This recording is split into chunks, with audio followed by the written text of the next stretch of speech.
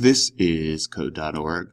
I'm currently working on their CS Fundamentals course. I'm on Lesson 2, Introduction to Online Puzzles, Part 5.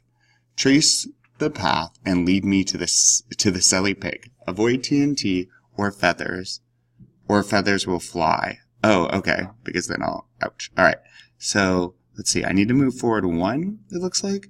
It's always good to test code as you're going. Oh, I need that to click. And then I think I need to turn to the right. Okay, I don't think we need a comment. Comment is just to talk about the code within the code. Let me hit run though. It's always good to test again. It's tested a lot. I always do. Okay, now I'm going to drag run over because I think I need to go forward 1 and then left. We'll try. And then let's try forward. Let's test this out. And it always runs exactly in order. Perfect. Okay, so that's what was working for me.